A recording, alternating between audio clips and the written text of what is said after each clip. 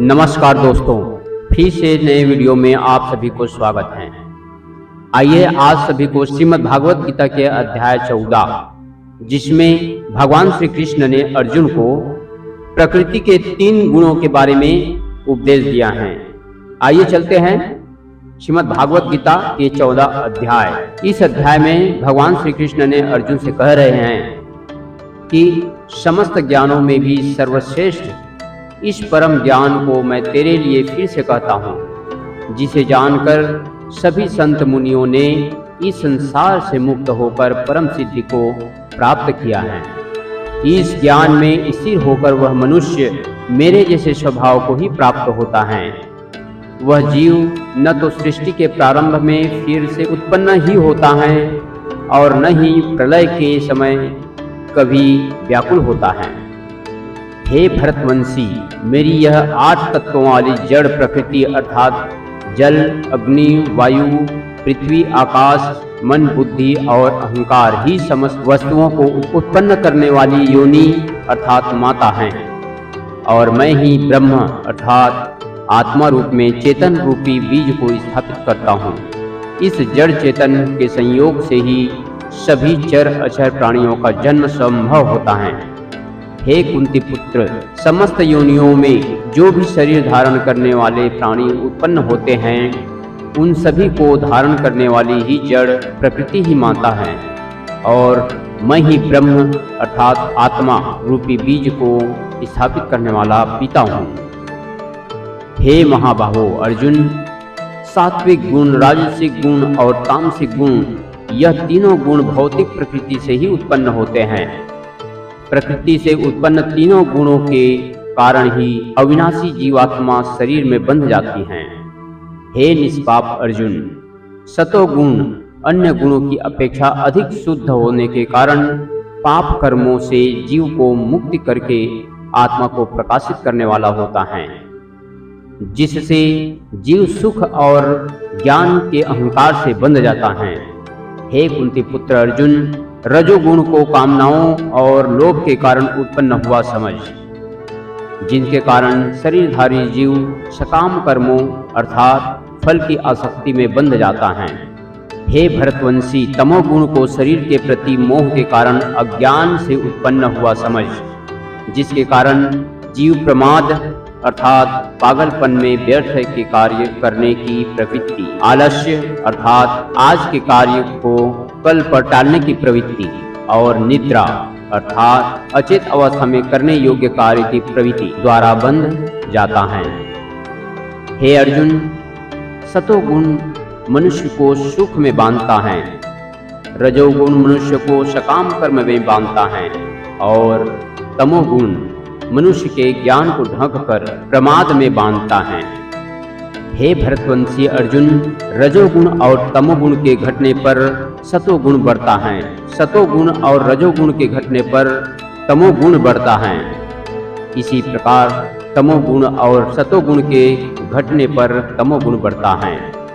जिस समय इस शरीर के सभी 9 द्वारों अर्थात 2 आंखें, 2 कान, 2 नथुने, मुख, गुदा और उपस्थ में ज्ञान का प्रकाश उत्पन्न होता है, उस समय सतोगुण विशेष बुद्धि को प्राप्त होता है।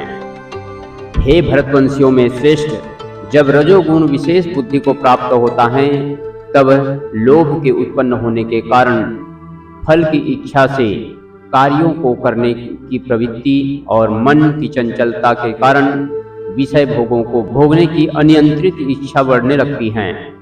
हे कुरुवंशी अर्जुन, जब तमोगुण विशेष बुद्धि को प्राप्त होता है, तब अज्ञान रूपी अंधकार, कर्तव्य कर्मों को न करने की प्रवृत्ति, पागलपन की अवस्था और मोह के कारण न करने योग्य कार्य करने की प्रवृत्ति बढ़ने लगती है। जब कोई मनुष्य सतोगुण की वृद्धि होने पर मृत्यु को प्राप्त होता है, तब वह उत्तम कर्म करने वालों के निर्मल स्वर्ग लोगों को प्राप्त होता है। जब कोई मनुष्य रजोगुण की बुद्धि होने पर मृत्यु को प्राप्त होता है, तब वह सकाम कर्म करने वाले मनुष्य में जन्म लेता है, और उसी प्रकार तमोगुण की वृद्धि होने पर मृत्यु को प्राप्त मनुष्य पशु पक्षियों आदि निम्न योनियों में जन्म लेता है। सतोगुण में किए गए कर्म का फल सुख और ज्ञान युक्त निर्मल फल कहा गया है। रजोगुण में किए गए कर्म का फल दुख कहा गया है और तमोगुण में किए गए कर्म का फल अज्ञान कहा गया है। सतोगुण से वास्तविक ज्ञान उत्पन्न होता है। रजोगुण से निश्चित रूप से लोभ ही उत्पन्न होता है और तमोगुण से निश्चित रूप से प्रमाद मोह अज्ञान ही उत्पन्न होता है। सतोगुण की स्थिति में जीव स्वर्ग से उच्च लोकों को कहा जाता है। रजोगुण की स्थिति में जीव मध्य में पृथ्वी लोक में ही रह जाते हैं और तमोगुण में स्थित जीव पशु आदि नीच योनियों में नरक हो जाते हैं। जब कोई मनुष्य प्रकृति के तीनों गुणों के अतिरिक्त अन्य किसी को कर्ता नहीं देखता है और स्वयं को दृष्टा रूप से देखता है, तब वह प्रकृति के तीनों गुणों से परे स्थित होकर मुझ परमात्मा को जानकर मेरे दिव्य स्वभाव को ही प्राप्त होता है। जब शरीरधारी जीव प्रकृति के इन तीनों गुणों को पार कर जाता है, तब वह जन्म मृत्यु बुढ़ापा तथा सभी प्रकार के कष्टों से मुक्त होकर इसी जीवन में परम आनंद स्वरूप अमृत का भोग करता है।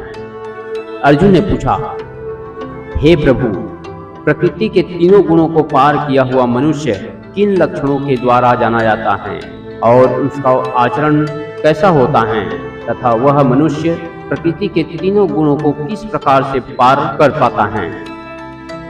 इस प्रकार कहने पर भगवान श्री कृष्ण ने कहा, जो मनुष्य ईश्वरीय ज्ञान रूपी प्रकाश अर्थात सतोगुण तथा कर्म करने की आसक्ति अर्थात रजोगुण तथा मोह रूपी अज्ञान अर्थात तमोगुण के बढ़ने पर कभी भी उनसे घृणा नहीं करता है तथा समान भाव में स्थित होकर न तो उनमें प्रवृत्त ही होता है और न ही उनसे प्रवृत्त होने की इच्छा ही करता है, जो उदासीन भाव में स्थित रहकर किसी भी गुण के आने जाने से विचलित नहीं होता और गुणों को ही कार्य करते हुए जानकर एक ही भाव में स्थित रहता है, जो सुख और दुख में समान भाव में स्थित रहता है, जो अपने आत्म भाव में स्थित रहता है, जो मिट्टी पत्थर और स्वर्ण को एक समान समझता है, जिसके लिए न तो कोई प्रिय होता है और न ही कोई अप्रिय होता है तथा जो निंदा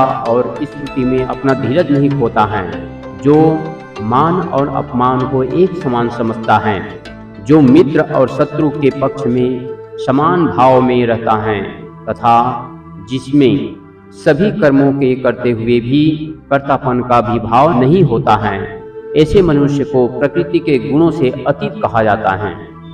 जो मनुष्य हर परिस्थिति में बिना विचलित हुए अनन्य भाव से मेरी भक्ति में स्थिर रहता है, वह भक्त प्रकृति के तीनों गुणों को अति शीघ्र पार करके ब्रह्म पद पर स्थित हो जाता है। उस अविनाशी ब्रह्म पद का मैं ही अमृत स्वरूप, शाश्वत स्वरूप, धर्म स्वरूप और परम आनंद स्वरूप एकमात्र आश्रय हूँ। इस प्रकार उपनिषद ब्रह्म विद्या तथा योग शास्त्र रूप श्रीमद् भागवत गीता के श्री कृष्ण अर्जुन संवाद में प्रकृतिक गुण विभाग योग नाम का 14वां अध्याय आपके सामने प्रस्तुत किया। निवेदन है आप लोगों से कि मेरा चैनल को like and subscribe and share जरूर करें। इसी के साथ अपनी वाणी को विराम देते हुए आप सभी से जय हिंद, जय भारत, वंदे मातरम।